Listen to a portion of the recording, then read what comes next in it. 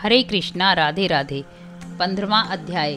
देवऋषि नारद जी से राजा पृथु ने कहा, हे देवऋषि, दैत्यराज ने क्या किया वह सब मुझे विस्तार पूर्वक सुनाइए।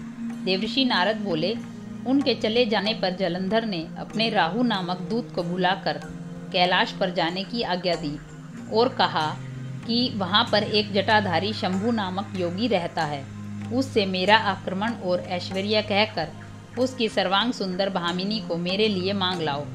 तब उन वचनों को सुनकर वह दूत शिव के स्थान पर पहुंचा, परंतु नंदी ने उसे सभा के भीतर नहीं जाने दिया, किंतु वह अपनी उग्रता से शिव की सभा में चला गया और शिव के आगे बैठकर उनकी आज्ञा ले वह सब संदेश कह सुनाया जो कि दैत्यराज ने कहा था। फिर तो उस राहु नामक दूत के ऐसा करते ही भगवान शूलपाणी के आगे पृथ्वी फोड़कर एक शब्द वाला पुरुष प्रकट हो गया, जिसका कि सिंह के समान मुख था और जो मानो दूसरा नरसिंह था। वह दौड़कर राहु को खाने चला। राहु बड़े जोर से भागा, परंतु उस पुरुष ने उसको पकड़ लिया। उसने शिव की शरण ली और अपनी रक्षा मांगी। शिवजी ने उस पुरुष से राहु को छोड़ देने के लिए कहा। उसने कहा कि मुझे बड़ी जोर की भूख लगी है, मैं क्या खाऊं। महेश्वर ने कहा कि यदि तुम्हें भूख लगी है तो तुम शीघ्र ही अपने हाथ पैरों का मांस भक्षण कर लो। शिवजी की आज्ञा से वह पुरुष शीघ्र ही अपने हाथों और पैरों का मांस भक्षण कर गया।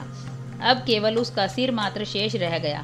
तब ऐसा उसका कृत्य देखकर शिवजी ने प्रसन्न होकर उसको अपना आज्ञापालक जानकर उसे अपना परम प्रिय गण बना लिया और कहा कि मेरी पूजा के समय अब हमेशा सदैव तेरी ही पूजा भी होती रहेगी, और जो मेरी पूजा के बाद तेरी पूजा नहीं करेंगे वह मेरे प्रिय नहीं होंगे।